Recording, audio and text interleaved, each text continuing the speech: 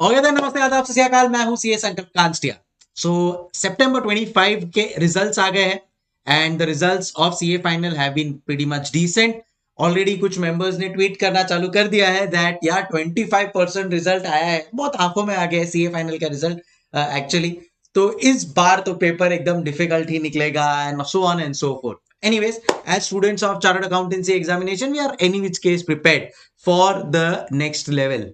आज मैं आप लोगों के साथ इसी बारे में कुछ डिस्कस करने वाला हूं। मैंने आप लोगों के लिए सीए फाइनल का एक मस्त वाला प्रॉपर एनालिसिस किया है, जहां पे ओवरऑल पास्ट ईयर क्वेश्चंस में, पास्ट ईयर पेपर्स में से कौन से चैप्टर्स में से कितने कितने क्वेश्चंस आए हैं एंड उस बेसिस पे मेरा कुछ analysis, because as chartered accountants it is so important for us to be analytical. आगे अब जैन 26 के लिए क्या ट्रेंड होने वाला है, what are the things that we need to keep in mind, institute क्या पैटर्न फॉलो कर रहा है, अगर वो पैटर्न ब्रेक भी करता है तो are we prepared for the plan B. ये सारी बातें मैं अब इस वीडियो में डिस्कस करने वाला हूं।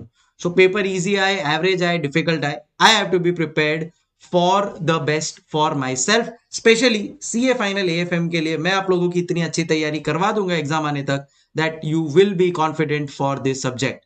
प्लस अगर आप लोग ने नोट किया होगा तो ये अटेम्प्ट में काफी सारे स्टूडेंट्स को अच्छे मार्क्स आए हैं, एग्जामेशन आए, सो उन्होंने क्या स्ट्रैटेजीज फॉलो किया था। मेरे भी कुछ स्टूडेंट्स हैं जिनको 90s में आए हैं। So all of that is what I am going to share in this video. But उसके पहले आप लोगों को विदाउट फेल वीडियो को क्या, हाँ, लाइक करना है एंड चैनल को सब्सक्राइब करना है if you are new to the channel, and please bell icon पे क्लिक कर दो, बिकॉज अब जैन 26 जब तक आपका एग्जाम है तब तक तो एटलीस्ट अपनी ये रेगुलरली डिस्कशंस होते रहेगा and I am sure a lot of beneficial things are going to be shared. So सबसे पहले अगर मैं ये एनालिसिस की बात करता हूं देन इन दैट केस मे 24 अगर खाली मैं एक अटेम्प्ट देखूं तो इंस्टीट्यूट ने तब वो जो सजेस्टेड निकाला था उसमें 30 मार्क्स का जो आईसीएआई का जो एमसीक्यूज था वो इंक्लूडेड नहीं था। सो वो मैंने यहाँ पे फिलहाल इंक्लूड नहीं किया है। अच्छा, बाय द वे सर, हमारे को भी तो ये एनालिसिस, ये पीडीएफ डाउनलोड करना है, तो हम कहां से करेंगे? तो नीचे कमेंट बॉक्स में मैंने पिन किया हुआ है मेरा टेलीग्राम का चैनल, इस टेलीग्राम चैनल में से ये पीडीएफ आपको मिल जाएगा। प्लस आपको और एक बेनिफिट बता दूं, नेक्स्ट वीक से इसी टेलीग्राम चैनल के ऊपर मैं स्टार्ट करने वाला हूं एमसीक्यूज, हाई लेवल एमसीक्यूज करेंगे। मजा आएगा करने में एंड 5-5 एमसीक्यूज डेली करेंगे which will be very much helpful. But that for that join the Telegram channel, will be very much helpful to you. Only useful content will be shared.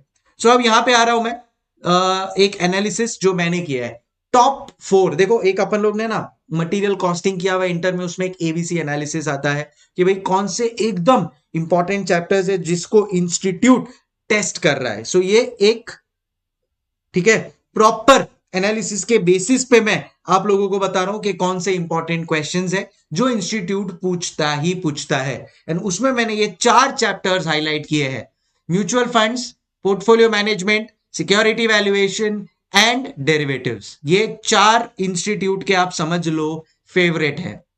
Sir forex का क्या scene है, उसके ऊपर एक analysis अलग से है, वो मैं आपको बता दूंगा, डोंट वरी। अच्छा, इसमें अप्रोक्सीमेटली जो 30 मार्क्स एमसीक्यू का आया था ना मे 24 में, जो इसमें इंक्लूडेड नहीं है, वो भी ये 4 चैप्टर्स में से ही मेजरली आया था as far as I remember. So वो अभी इंक्लूडेड नहीं है, बट अगर मैं अप्रोक्सीमेटली 666 मार्क्स यहां पे ऐड कर देता हूं ये चारों में उसमें, तो मेरा टोटल बैठता है for these 4 topics approximately 50 marks guaranteed come from above 4 topics। कौन से वो 4 topic? Portfolio, mutual fund, derivatives and valuation of security.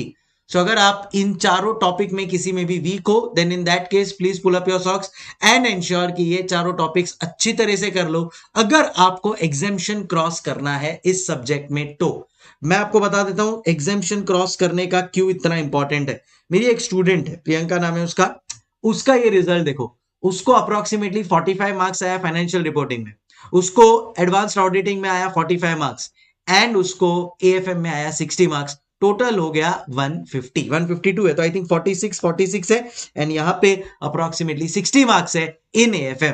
तो ये एक सब्जेक्ट है जो आपका बोलते हैं ना करियर मेक और ब्रेक करने वाला है, तो we better pay extra attention to this and score इतना अच्छा कि भाई एवरेज वाला जो मेरा टेंशन है ना वो इस पेपर से मेरा हट जाए, इस पेपर की वजह से हट जाए। Do not leave forex in option is the second thing. तो फर्स्ट पॉइंट ऑफ कंसिडरेशन क्या था मेरा कि ये 4 टॉपिक्स में से 50 मार्क आने ही वाला है, आप कुछ भी कर लो। As far as the last 4 papers are concern, ये कंसिस्टेंटली हुआ ही हुआ है। Mutual funds, valuation of security, portfolio management and derivatives ना, IRRM IRFM अलग लिखा है मैंने। ये 4 टॉपिक्स में से 50 मार्क्स गारंटीड। अच्छा, और एक मैं कनेक्टेड एनालिसिस आपको बता देता हूं जो मैंने नीचे लिखा है बाद में। Question number 1 compulsory portfolio management का एक क्वेश्चन होता ही होता है।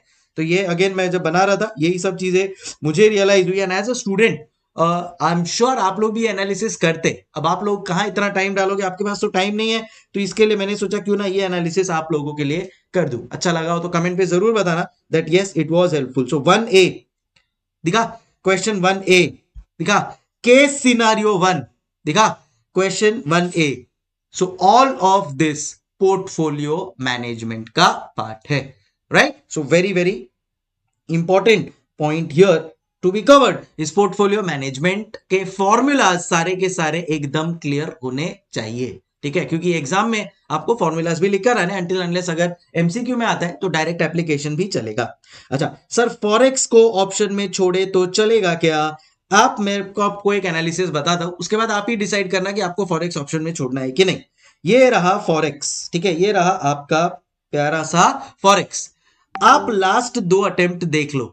लास्ट 2 अटेम्प्ट में case scenario 4, case scenario 4 8 marks, 6 marks is of forex. अब केस सिनारियो मतलब आप समझते हो, ये एमसीक्यू का क्वेश्चन है, एमसीक्यू का क्वेश्चन है, और एमसीक्यू में कोई भी ऑप्शन नहीं आता है, कंपल्सरीली आपको ये अटेम्प्ट करना ही करना है।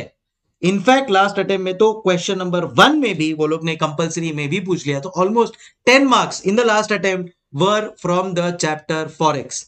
ऑलमोस्ट 49 मार्क्स का वेटेज है इन जस्ट लास्ट 3 अटेम्प्ट्स, क्योंकि May 24 में वो लोग ने स्किप ही कर दिया था। सी वी नेवर नो क्या होने वाला है, बट अगर इंस्टीट्यूट पूछ रहा है ना फॉरेक्स, तो छप्पर फाड़ पूछ रहा है। अप्रोक्सीमेटली 16 मार्क्स का वेटेज है in all the last 3 attempts. So अब डिसीजन आपका है, डेफिनेटली नहीं छोड़ना चाहिए। As a part, as a student of AFM कुछ चीजें हैं जो बहुत इंपॉर्टेंट है, एंड उसमें मैं फॉरेक्स को भी मानूंगा कि आप, और देखो मैं आपको और एक बात बताता हूँ, बहुत डिफिकल्ट क्वेश्चंस नहीं आ रहे फॉरेक्स के, इजी क्वेश्चंस आ रहे हैं, बट जिसने पूरे ऑप्शन में छोड़ा है उसको क्या पता क्या इजी क्या डिफिकल्ट। सो एटलीस्ट एक बेसिक करके रखो अच्छी तरह से, will be very much helpful. मैंने एक फॉरेक्स का ही सीरीज बनाया हुआ है, ठीक है, टाइप करना मेरे चैनल पे, प्लेलिस्ट है एक, जहां पे मैंने फॉरेक्स के 10 वीडियो डाले एक्सक्लूसिवली ऑफ 30 मिनट्स। तो उतना भी देख लोगे ना तो एक फील आ जाएगा कि यस फॉरेक्स एग्जैक्टली क्या है एंड कैसे उसको अप्रोच करना है। So that will be helpful. So without fail यहाँ पे जो मेरा फॉरेक्स का प्लेलिस्ट है, you can definitely refer that. Theory questions, theory questions में ना कोई बहुत हाई फाई लेवल के क्वेश्चंस नहीं आ रहे। जो टिपिकल थियोरी के 5 चैप्टर्स है ना, कौन से थियोरी के 5 chapters? Risk management, financial policy, securitisation, startup finance. तो ये ही 5 चैप्टर्स में से, और एक और security valuation, sorry security analysis, ये ही 5 चैप्टर्स में से वो लोग पूछ रहे हैं। तो अगर आप लोग फाइनेंशियल पॉलिसी देखोगे, ऑलमोस्ट ऑल अटेम्प्ट्स आज 4 मार्क्स। तुम लोग यहाँ पे देखो, इधर स्टार्टअप फाइनेंस देखो, 4 मार्क 4 मार्क 4 मार्क 4 मार्क। अब ये 4 मार्क इंटरनल क्वेश्चन में है, मतलब खाली एक थियरी का क्वेश्चन नहीं है। 1C, 4C, 3B, तो इसके लिए करना पड़ेगा, बट बहुत हाई लेवल के क्वेश्चंस नहीं आ रहे हैं, इजी एंड मैनेजेबल। बस थियोरी अगर आप लोग लास्ट मोमेंट पे भी करके जाते हो, मेरे हिसाब से आप आराम से अटेम्प्ट कर लोगे। मेरे एक एक आवर्स के बहुत सारे वीडियोस है थियोरी के, उतना भी किया तो मेरे हिसाब से should not be a problem.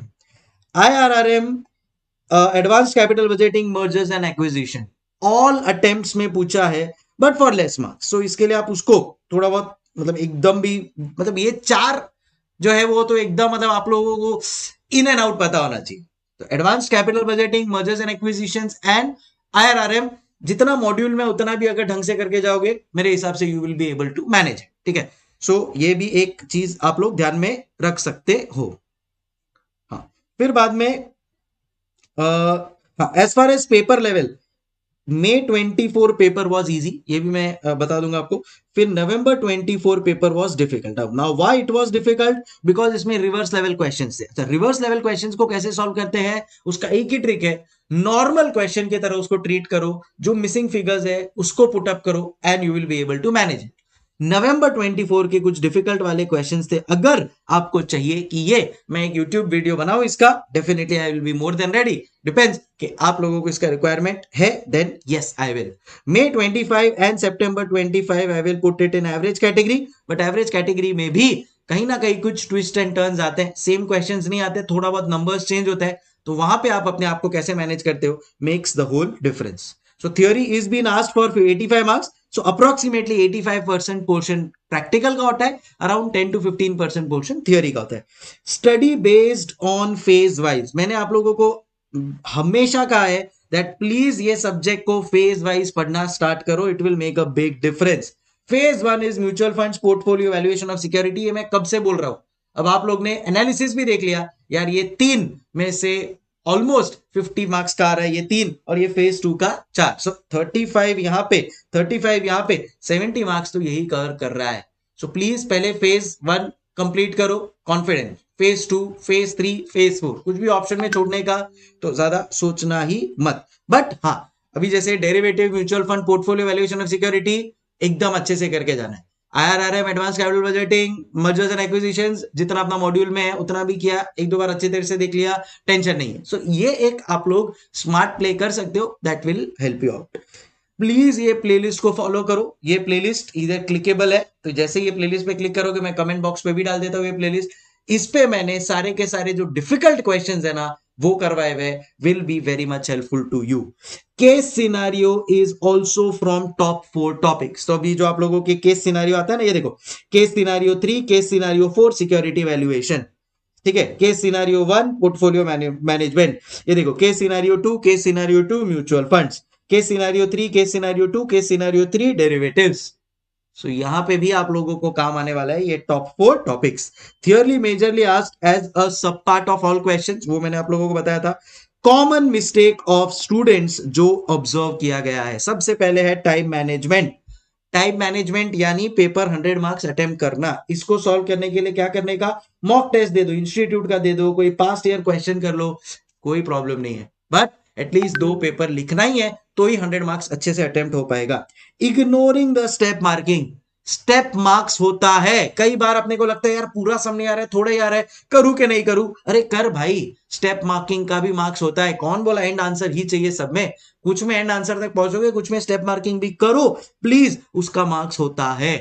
Lack of concept. देखो, अगर इधर आप लोग अटक रहे हो ना guys, then in that case मेरा एक ही सजेशन है, प्लीज कॉन्सेप्चुअली एकदम स्ट्रांग होना चाहिए, तो ही आप एग्जामिशन स्कोर कर पाओगे. Otherwise it will become very very difficult, frankly speaking. मतलब अगर आप लोगों को कॉन्सेप्चुअली स्ट्रांग होना है एंड आपको कॉन्सेप्ट्स में इश्यूज लग रहा है, तो मैं आपको सजेस्ट करूंगा प्लीज मेरा exam oriented fast track batch ले लो.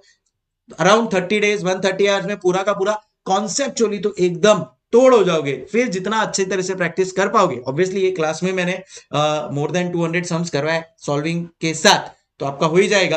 तो वो जितना अच्छी तरह से आप लोग करोगे, it will be done. But only if you are lacking in concepts. Otherwise तो मेरा रिवीजन वीडियोस मैंने एक नंबर बनाया. ये जो प्लेलिस्ट है इसको फॉलो करो, मजा आ जाएगा. बट आपको लग रहा है कि नहीं यार, वो फील नहीं आ रहा है, कॉन्सेप्ट्स कुछ जगह पे अच्छे हैं, कुछ जगह पे डाउन है, ये वो, तो फिर आप ले सकते हो वो exam oriented batches. Will be very much helpful is what I can assure you.